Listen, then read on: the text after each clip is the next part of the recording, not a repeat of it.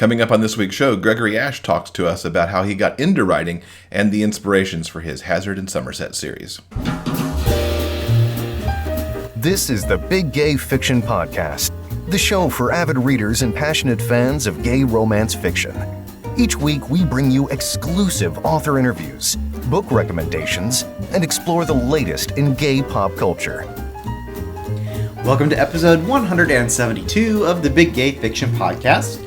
I'm Will from willknaus.com, and with me, as always, is my co-host and husband, Mr. Jeff Adams. Hi, everybody. Hope everyone had a fantastic week filled with lots of terrific books. Speaking of weeks and books, someone I know has a new release. Yes, I do. Head in the Game will premiere. Premiere? Do books premiere?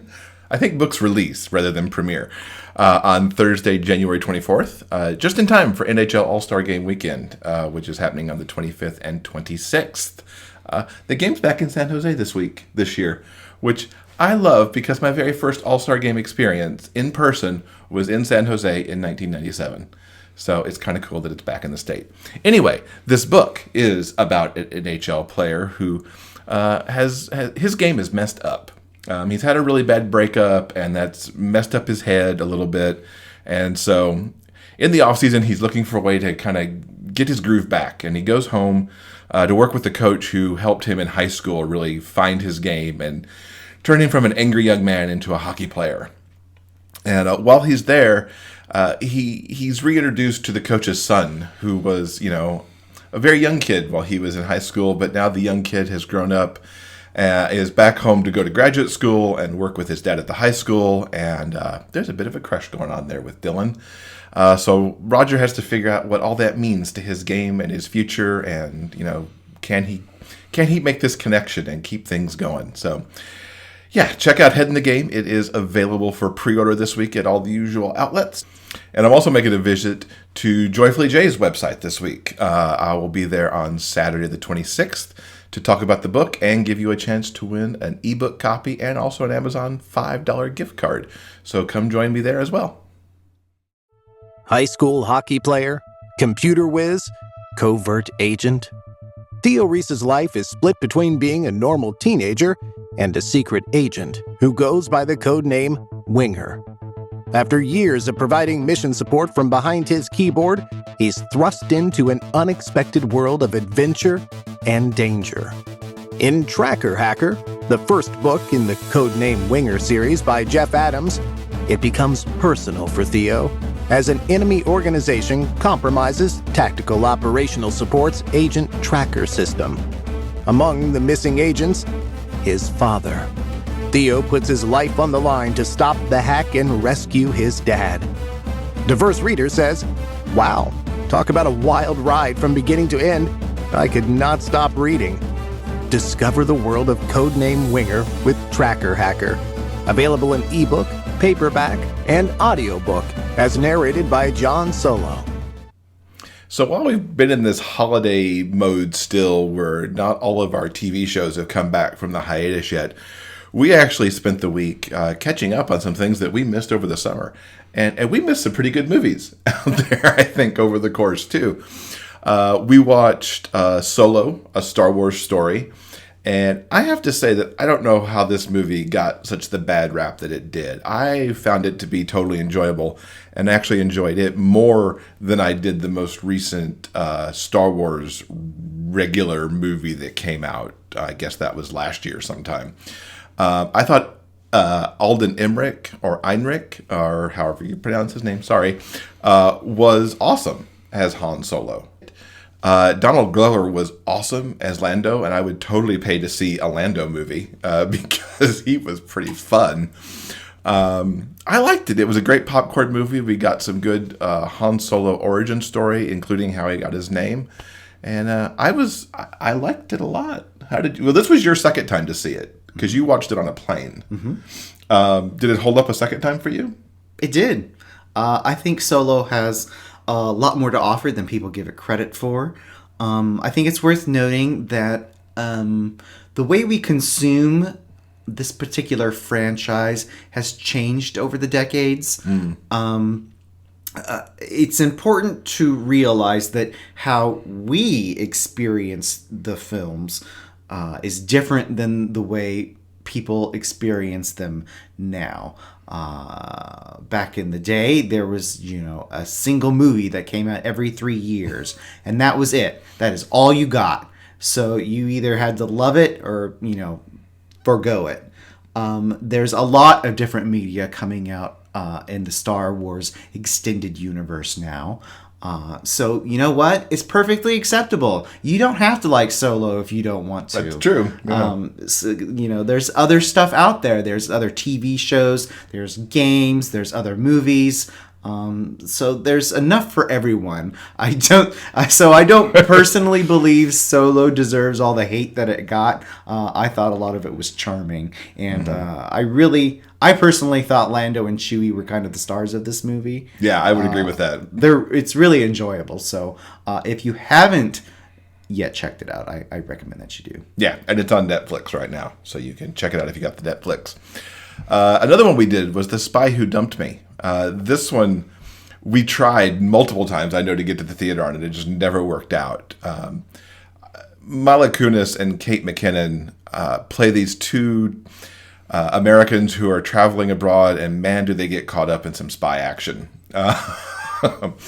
They pretty much do everything wrong, and it's hilarious watching them work their way through dealing with the spies who want their trophy back that has the hard drive in it. I would watch them do a sequel. I don't know what the sequel could be, but watching them go from these two who are kind of lost, going, "Oh my God, what's happening?" to becoming pretty badass themselves was so much fun. Justin Theroux was great, and I watch anything that Sam's in. Because, Outlander Sam, you're so pretty. I'll just watch you all the time. Something else, we also checked out Skyscraper, the Dwayne Johnson movie. It is essentially Die Hard meets Towering Inferno. That movie is really enjoyable. We recommend you check it out. Also, we saw Bad Times at the El Royale. This is sort of a retro throwback ensemble violent thriller that had a whole lot of really interesting twists and turns. I like this movie an awful lot. I think the main selling point of this movie is Jeff Bridges and Cynthia Erivo. Whenever the two of them are together on screen, it lights up. They have really interesting chemistry together. And like I said, even though this is essentially a star-studded ensemble, I think the two of them really shine. Yeah, they stood out so much. And I figured out that this is written, directed, and produced by Drew Goddard. I had no idea how much Drew Goddard has done that I actually really like. Cabin in the Woods, he's a producer and director on The Good Place. He did Cloverfield. He wrote the Martian screenplay. He's got background in Alias and Lost. He did a tremendous job here, and I highly recommend Bad Times at the El Royale as well. Also, for Cynthia Erivo's singing, she sings some 60s classics in this movie. So good. Bad Times at the El Royale, Skyscraper, and The Spy Who Dumped Me are all currently basically on demand on your cable system or on demand on Amazon and outlets like that. So shall I talk about a book now? Sure. Yeah, makes sense, right? Because that's what we usually do here. I actually read a book that's really a script. So it's not, I guess, really a book. I read Looking for Billy Haines, which is by Suzanne Brockmann and her husband, Ed Gaffney, who's actually writing here under the name of Will McCabe. This is a play that got its off-Broadway staging back in 2010, and she actually directed this as well with her son Jason in the starring role. This is a novella-sized book. It comes in at about 26,000 words when all's said and done. And the focus here is Jamie, who's an actor who has kind of a struggling midlist sort of a career. And he's auditioning for a role in a film about Billy Haines, who is a Hollywood actor who famously gave up his fame in the 1930s because he wouldn't deny his homosexuality. So he was fired from MGM, and he chose to live out his life with his partner, Jimmy Shields. And they actually went on to be successful interior designers. this was a whole piece of Hollywood that I had no idea about. But it is rooted in reality, this part. Jamie is also, as he's going for this movie, he's in a relationship with a closeted attorney who, while they had a really nice, cute meet, the attorney is totally unwilling to come out of the closet and live his life as a gay man. So Jamie is kind of this secret that's shoved in a corner. There's 1,000 rules that are actually written on paper to how they interact with each other, how Jamie can call him at the office, how they have to interact if they're in public. And it's a little ridiculous. And Jamie comes to realize this as he's digging into understanding who Billy Haines was. And how Billy, even back in the 30s, refused to live in the closet. There's some amazing fantasy sequences that play out through this as Billy interacts with Jamie. There's also Jamie's 3 kind of ridiculous roommates who also, because of what's going on in their life, help Jamie to come to the realization that he needs to truly embrace his authentic self and cast off Harlan and let Harlan live in the closet by himself instead of trying to force him out piece by piece because that's just never going to happen. We always expect romance from Suzanne, and so she goes a little different here because there is not a romance in this play. It's more about this young man embracing everything and living his full life and not being held back by somebody else. And it's also this wonderful look back at a piece of 1930s Hollywood that I certainly didn't know about. I'm sure you know the story because your Hollywood history is much better than mine. So I highly recommend, if you want to take a little different course and you don't mind reading something that is in script format, check out Looking for Billy Haines by Suzanne Brockmann and Ed Gaffney. Want to hang out with us between shows? Check us out on Facebook. You never know what we might post. News about book sales, bonus video content, and maybe even a live broadcast or two. Like us today at facebook.com/Big Gay Fiction Podcast and see what we get up to next. So I recently had the opportunity to talk to Gregory Ashe. Longtime listeners of the podcast know that Lisa from the Novel Approach has hyped Gregory's Hazard in Somerset and Hollow Folk series multiple times on the show. I finally got into reading Hazard in Somerset, and it blew my mind. So I was excited to sit down with Gregory to find out his backstory and everything about these wonderful series. So welcome, Gregory Ashe, to the podcast. Thank you so much for having me. Very excited to have you here. Lisa from the Novel Approach has talked you up on the show a number of times for the Hazard in Somerset books. She's so nice. And, yeah, thank you. Yeah. I finally took the plunge and was like, had my mind blown promptly. Oh my gosh, thank you. With that first book. So you've actually been publishing since 2011. Oh my, yes. I know, right? That's a while. As we sit here, in 2019 now. Yeah, I know. What got you started? So I was thinking about this when you kind of sent me your list of questions, and I was like, well, the joke answer is I realized I wasn't getting any younger. I was pretty young. I was 25. It was 10 years ago when I really started writing seriously. I was 25. I'd written a lot when I was a kid. I think a lot of people grew up to be writers. I really enjoyed it. But I did less and less of it. And then in college, I took a creative writing class from this New York Times bestseller. And I left that class kind of destroyed. I was like, okay, I figured it out. I'm never going to be a writer. That's it. So I graduated college. I was done writing. And then I was in grad school. I was 25, and I thought, man, this is silly. Why can't I just try to learn how to be a better writer instead of just giving up?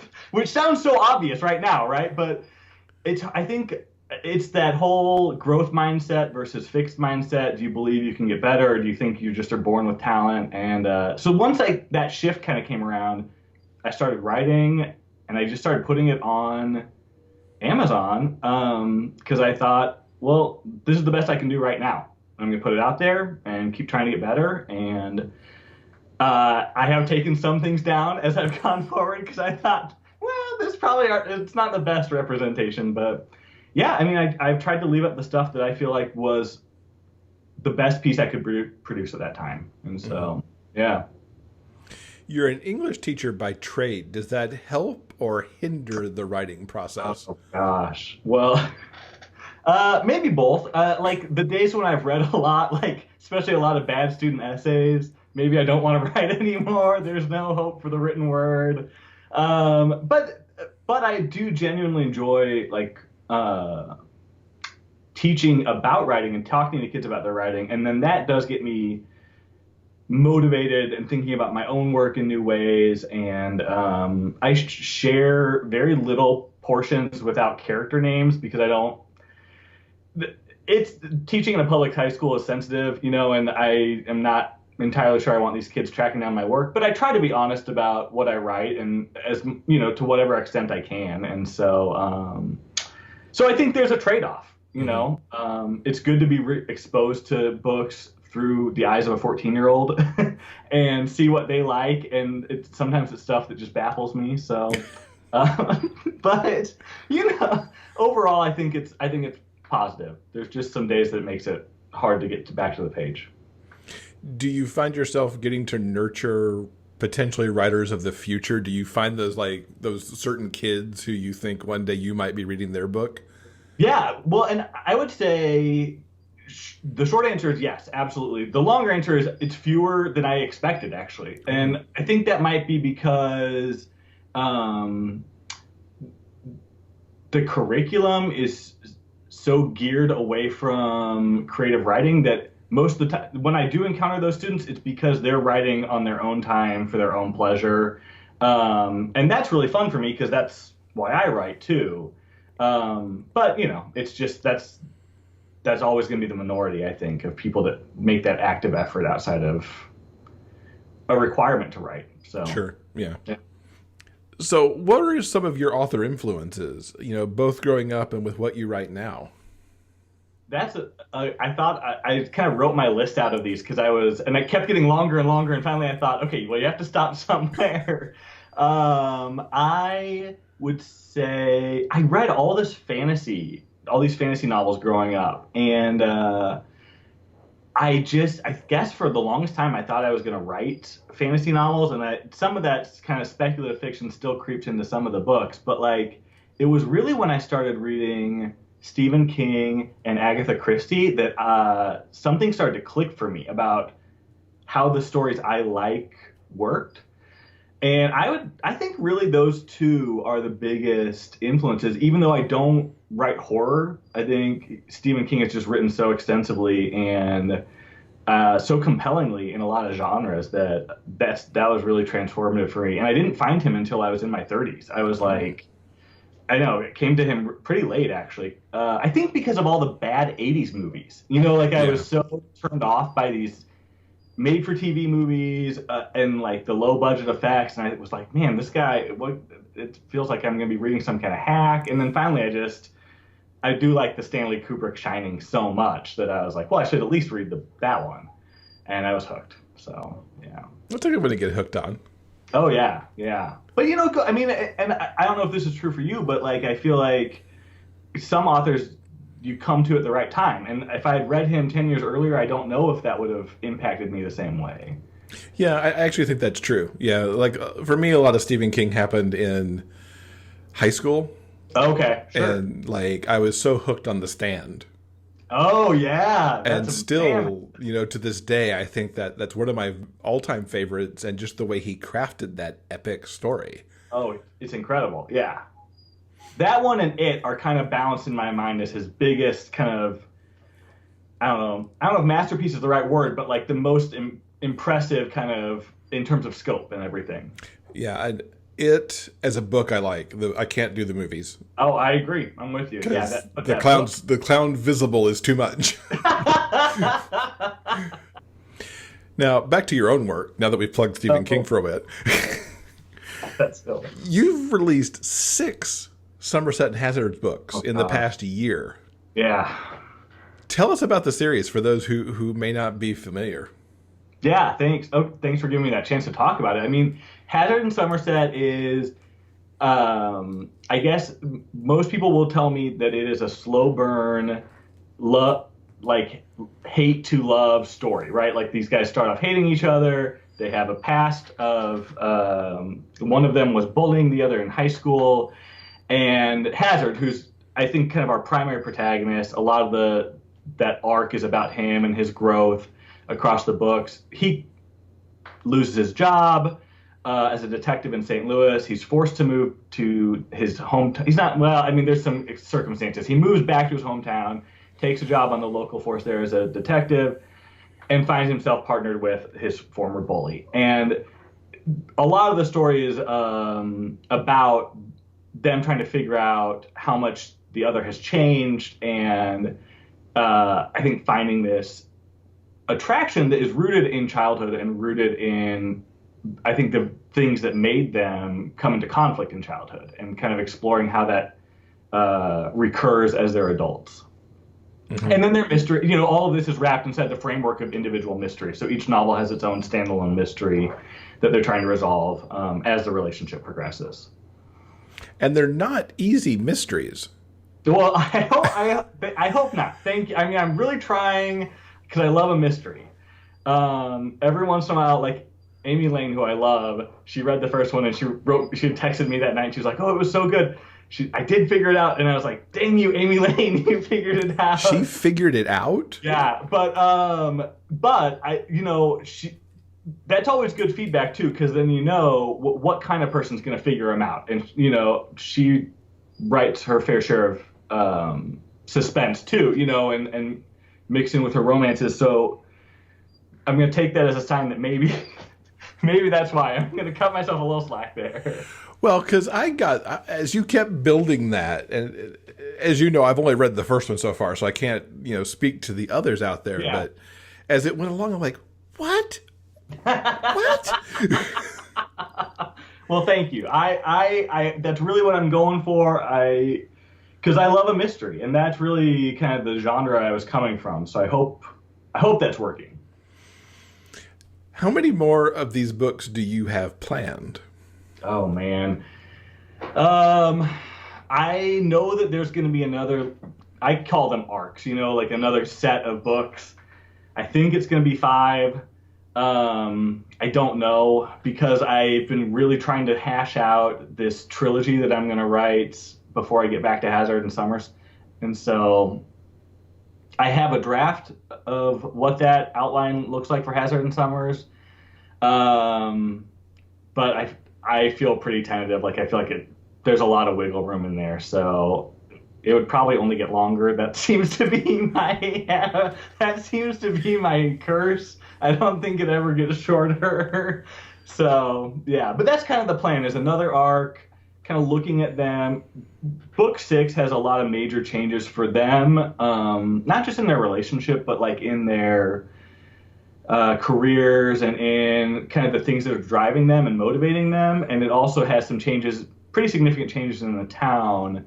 So those books are going to be about their relationship, and like these, you know, I mean, I think you can already tell in the first book, no matter how good it gets, there are going to be these like tectonic fractures in it all the time, because, you know, they're just hard-headed and they have tempers and they have this past. And so kind of looking at how their relationship moves forward under these new conditions that they're working under. So that's the plan. And for me as a reader, I like how that they don't just hit their HEA at the end of book 1. Mm-hmm. It keeps growing and changing and going through life, if you will. Right. Well, and I hope that, I mean, I felt like there was some of that in Hacker Tracker as well. Like this idea that if the story is really complete, there's a little bit of a lack of verisimilitude. And that's not a problem necessarily. Like, I think that's really enjoyable with a lot of things. Most movies I want to end and be closed. But that just wasn't what I wanted with these books. Like, I wanted to really take my time and look into it. Now that everybody likes that, but that I think, that's one way to offer a story and one way to tell a story. And so, yeah, there's always the fractions who always want their HEA and then to move on to another couple, or but I like, we were talking about Layla Rainey's books that I recommended to you as we started. She does the same thing where these folks arc through trilogies.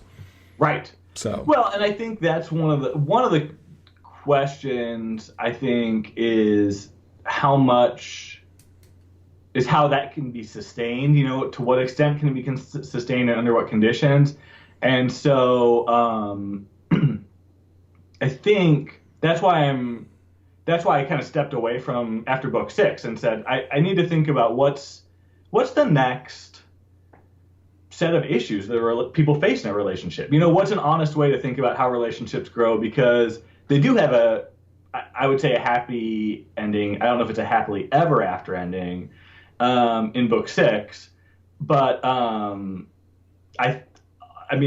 not to give any spoilers, I leave enough open, I think, to say, well, these guys aren't perfect. There's a lot of ways that relationships can go wrong. As anyone who's been in a relationship knows, there's like a million ways for them to go wrong and usually only one way for them to go right. And so that's kind of the way I'm trying to figure that out as I go forward. What's your process been in these first 6 books? Like, for example, did you know from the get-go you were going to do 6, and so you plotted from there, or? No, I think I plotted them in 2 halves, and I knew, and it was actually uneven halves. So it's 2 parts, I should say. So like I plotted from 1 to 4, and 4 is a major turning point in the series.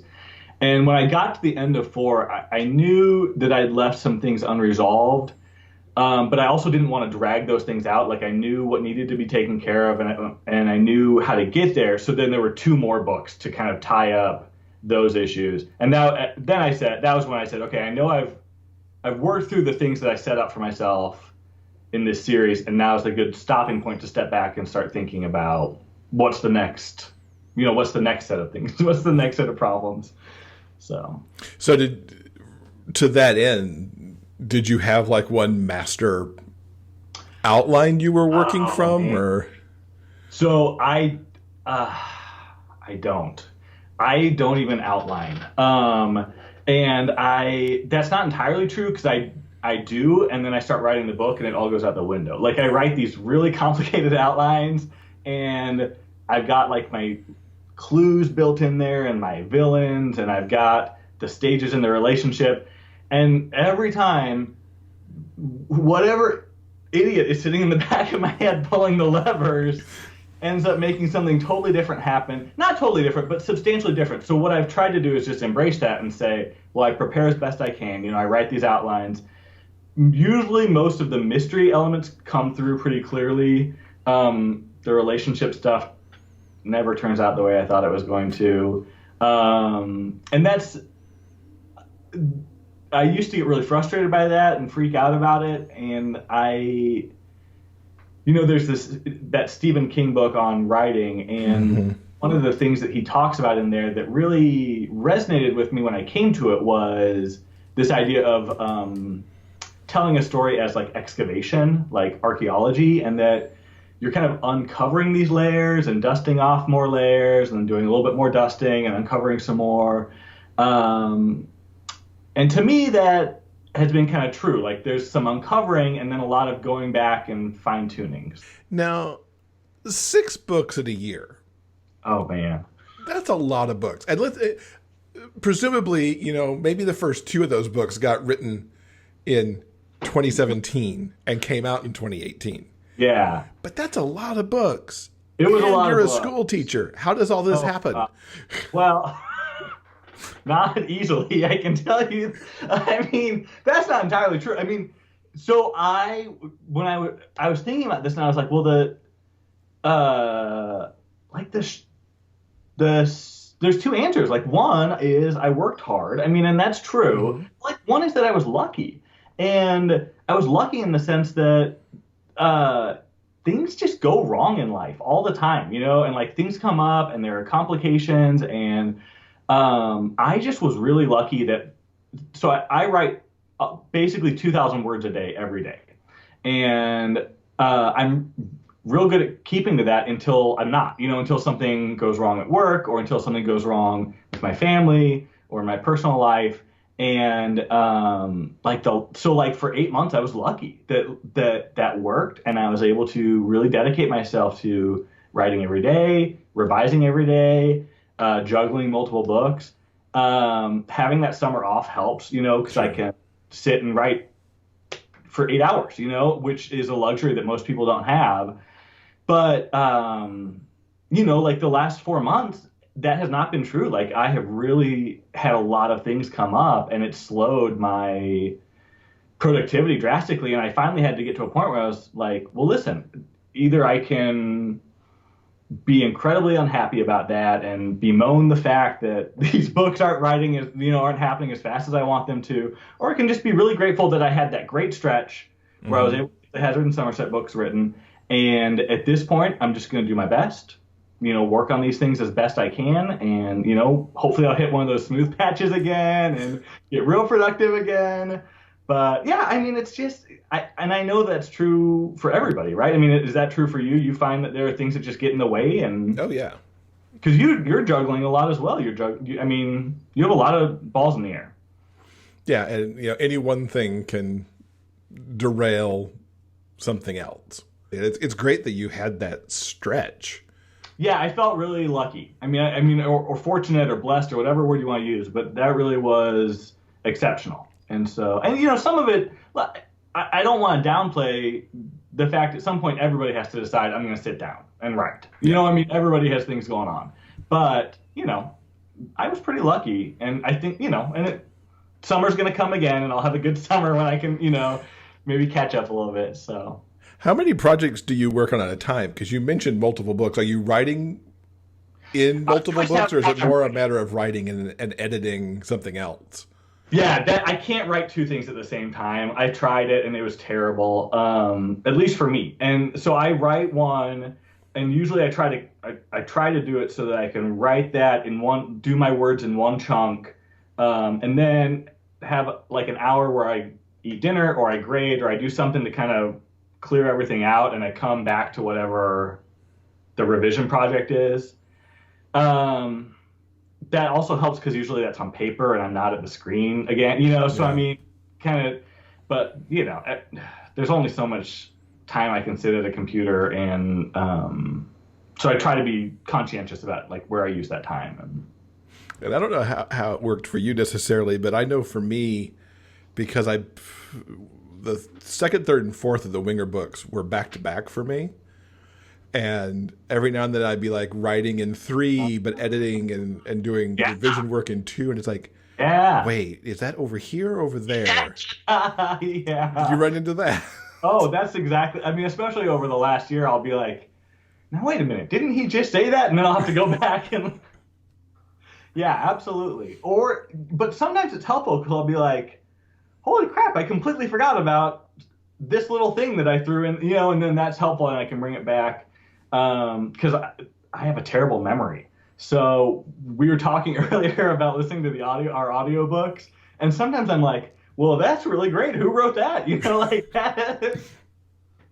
That's not that often, but every once in a while, there's so having a bad memory might be a good thing every once in a while. Now, speaking of the audio, the first 4 Hazard and Somerset are in audio. Yeah. Are you planning on getting the rest out there too, those last 2? Yeah, they will come out next year. So Tristan James, who is amazing and just such a good narrator, and he's done such a great job with these books, is also very busy because he's such a good narrator. So it's a kind of a balance of like getting the books in his schedule and getting them to line up with my schedule as well. And so I know I've got one on his calendar. I'm hoping it'll be out in March. That's book 5. And book 6, he's agreed to do it, but we're both still trying to figure out where that works best for us. So, but it'll be out next year. So cool. I like that you're writing this other trilogy. It gives me a chance to catch up. Yeah. That's nice of you to say. Yeah, it is kind of fun to step away for a while. I was going to ask you, how did you and Tristan come together? Yeah, I got lucky. I mean, that's the answer. I got Tantor Media, who produces a lot of audiobooks, contacted me and wanted to buy the rights for the first 3 Hazard and Somerset mysteries. Nice. I was really excited. I said yes. And as you know, because I think we were talking about this earlier, at that point I had nothing to do with it.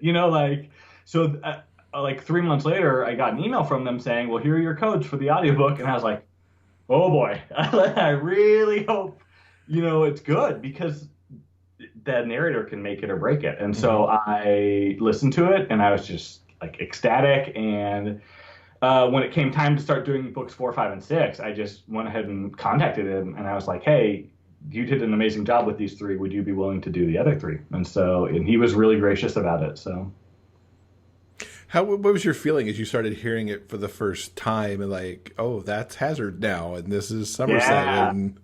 Yeah. It's a little surreal. I mean, it's strange to hear these voices that are in my head pretty constantly, not to sound too disassociated, but like it's weird to hear those coming from somebody else. And that part I wasn't crazy about, but I did just love, because I think there's always a little bit of a disconnect. I mean, Tristan had to read the book and had to hear him in his mind, and so there's always a little disconnect, but he did a fantastic job, and I loved hearing them come to life and hearing the emotion in his voice and in their voices as they kind of go through the torture I put them through. And so it's just a real pleasure.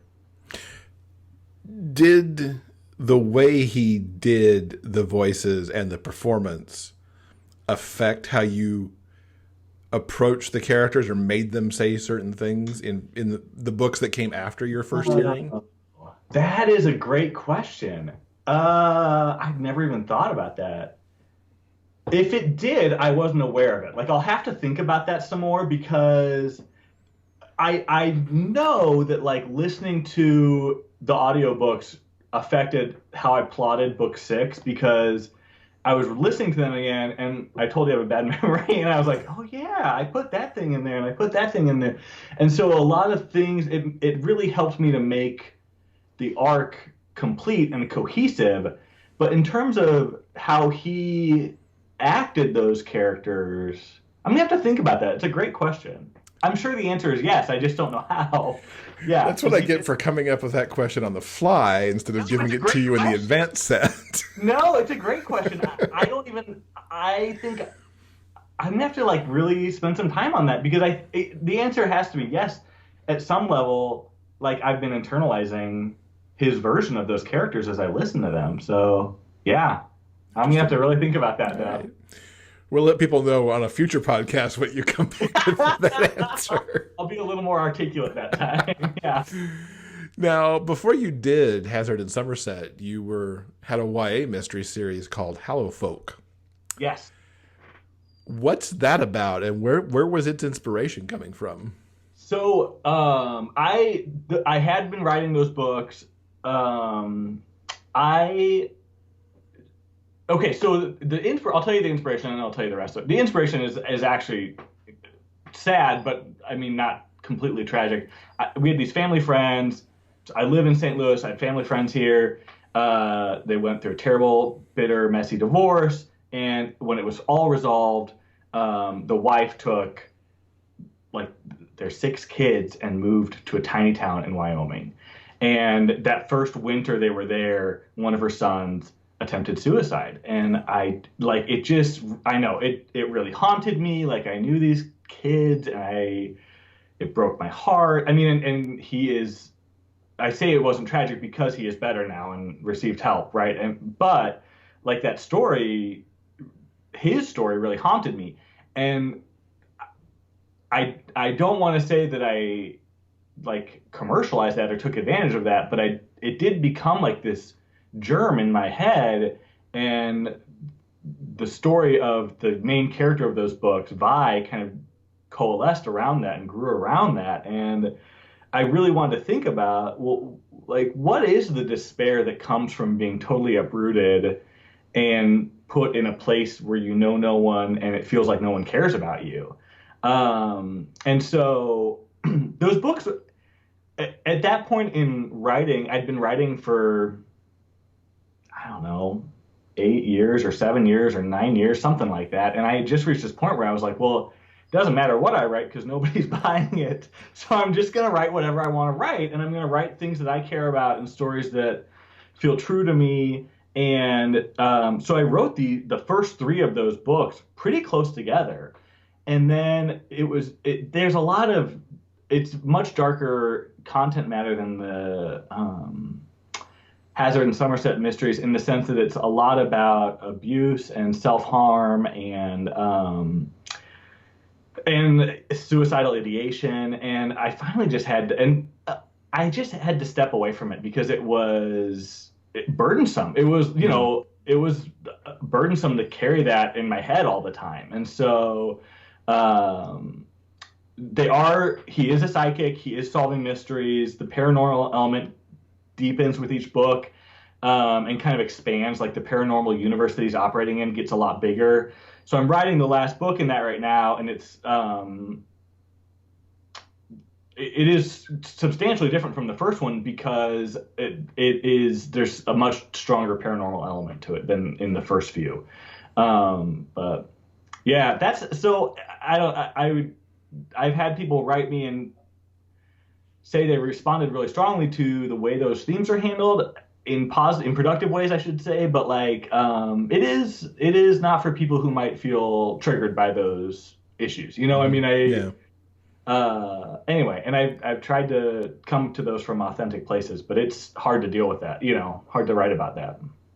And it's interesting, having not read Hollow Folk yet, and it's on my list because it's one of those that Lisa's like, you need to read that. Oh, so nice. That you say that it's darker, because at least in Pretty Little Boys, there's some dark material in that book. Yeah. Both, and without going into spoilers, but it's in Hazard and Somerset's past, but it's also in what's happening in their present day mystery too. Right. Which could almost be ripped from the headlines depending on where you live at any given moment. But Right. Well, and I guess when I say darker, I feel like, it's also written from a first person point of view, and whether that affects the reader the same way it affects me, I don't know. But I just know that for me, that was it was a much darker headspace to inhabit, where Hazard and Summers are both, I think they're resilient and tough, and they have baggage and grief that they carry, like anybody does who makes it to adulthood. But they're not in the same place of despair that Vi is, and so maybe that's why, to me, maybe objectively, I don't know, maybe the content isn't actually any darker, but it sure felt that way. From the inside. Well, I can see why first person would make you feel that way too, because you're in a different space when you're writing first versus third. Is that true for you as well? Like, do you feel that? Yeah. Yeah. Absolutely. There's just a closeness.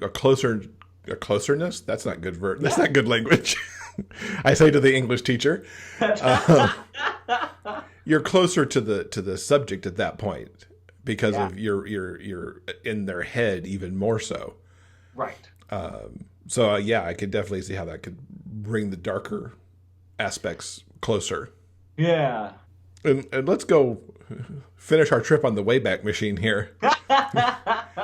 The series you've got left on Amazon. It may not be your first series, but it's what's there currently. Yeah. The Sophistries of June. Maybe I hope I pronounced that right. Yeah. And that's got even more sci-fi in it from what I've seen in the blurbs.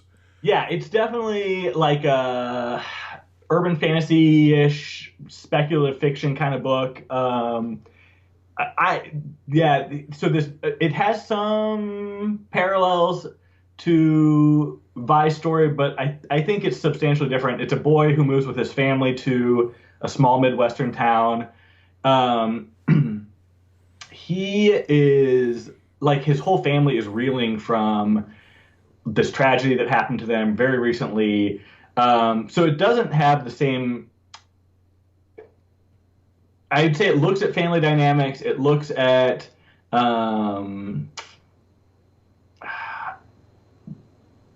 what it means to love someone who can't or won't love you back in the same way.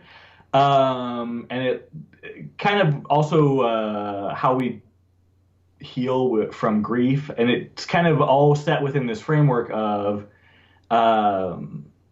like a fantasy, right? So this boy who has magical powers is in this town, and he comes across what should be an impossible monster. Like, he knows about monsters, but this particular one should have been impossible. And so there's some mystery, right? He's trying to figure out, how is this possible? Why is it here? He figures out there's someone else in the town who has a magical ability. You can probably guess that there's going to be some romantic interest involved in that. And so they are, that I would say it's much closer to an urban fantasy kind of book. So many genres kind of in play. I mean, between the very real world rooted Hazard and Somerset and some of these other paranormal kind of zones that you've worked in with Hallow Folk and Sophistries of June. Well, I mean, tell me if this was true for you, but for me, like, part of that was like the sandbox mentality. Like, I want to build whatever I want to build in my sandbox. But part of it too was, I think, learning a genre from the inside, from writing it, at least for me, was an important part of my process of learning to write in general, because genres ask you to do different things and to try different things. And so I think if I hadn't at least tried even those books I took down, boy, there were 2 epic fantasy trilogies that just had to come down. But like, even if I hadn't tried them, I think I wouldn't have learned a lot of the things that I learned along the way. For me, I still have a lot of interest in different ways that orientation and sexual identity complicate relationships and impede relationships. Sure. But I think hopefully moving beyond kind of well-established and well-worn, like, he's closeted and won't come out for me. Like, I hope that is slowly moving into the shadows. Who knows, right? I know. Back into the closet. Push that one back into the closet. As you've written over all this time and in these different genres, what at the core is the trademark of a Gregory Ashe book? Oh gosh, I've thought about this. I don't. So I would say, I think at the core, I want these stories to be stories about people and, like, exploring who these people are. And Flannery Connor has a great quote about like writing, and she says something like, real writing is when you write what that person, like, really would have done, or how they would have done, or how they would have acted. And that's harder than coming up with a plot. Like, that's harder than anybody can write the story of A gets to B gets to C to get the magic X that does, I mean.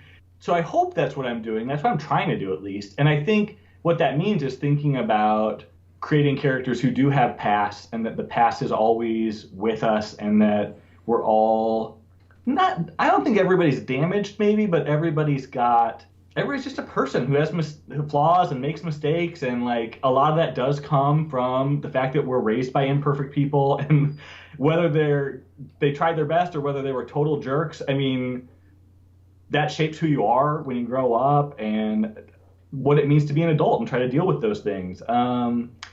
So I find, like, books about people transitioning in age, right? Like, becoming adults as adolescents is kind of an important time to think about that. But, like, the Hazard and Somerset guys are in their 30s and they're still thinking about that, And I think I tend to come back to issues about the importance of history, like in a world where nobody wants to learn about the past. Like, nothing past 5 years ago, let alone 50 years ago or 500 years ago. Like what it means to have power and like use power appropriately, especially in a relationship where you can hurt the other person in ways that nobody else can. I think those are things that keep coming up in my work, even though I don't have an agenda that I set out to write those things, but I think they're things that are in my soul and I'm worried about, and so they come out a lot. So I hope that's the right, at least kind of a hint of an answer, or like you can edit this all down, make it sound a lot better.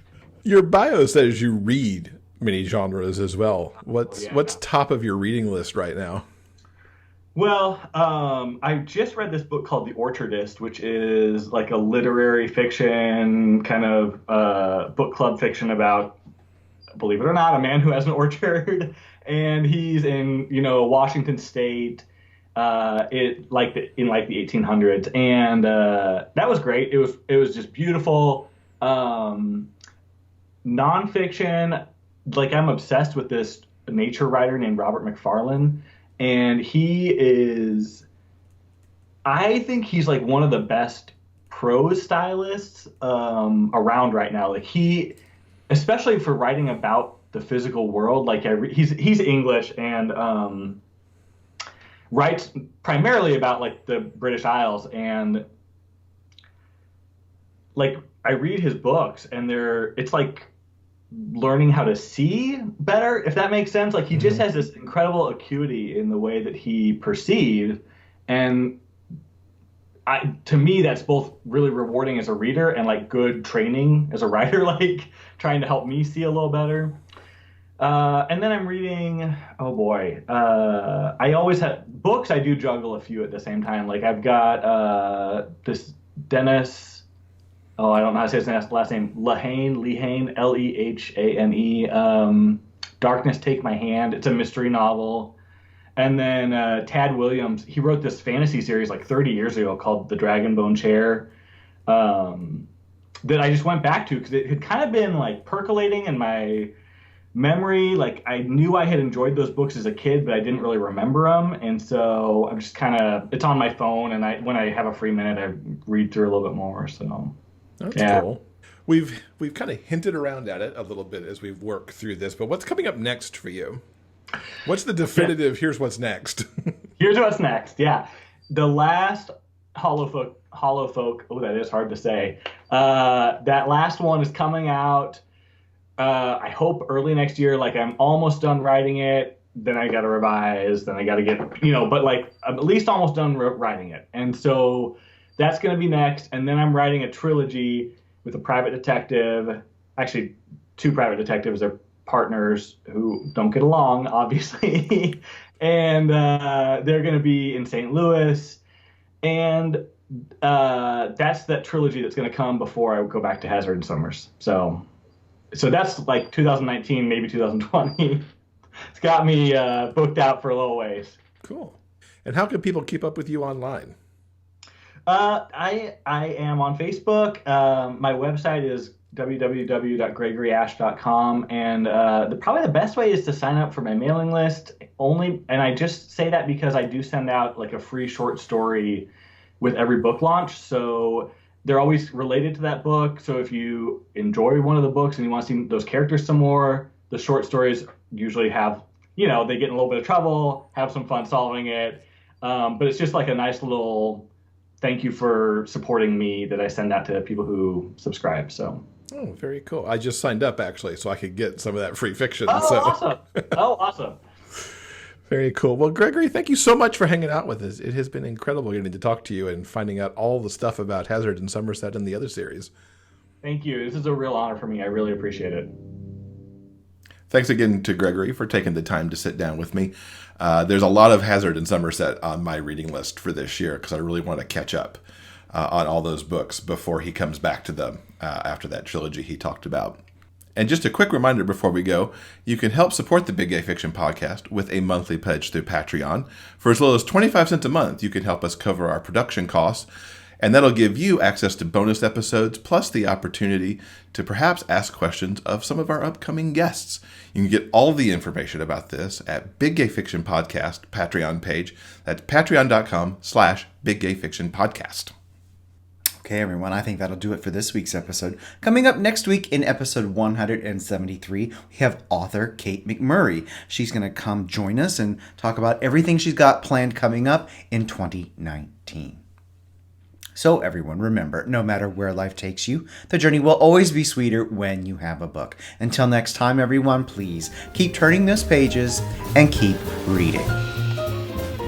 For detailed show notes and links to everything discussed in this episode, go to biggayfictionpodcast.com. New episodes are available every Monday at all major podcast distributors. You can also find us on YouTube. I'm Derek McLean. Thanks for listening. We'll see you next week.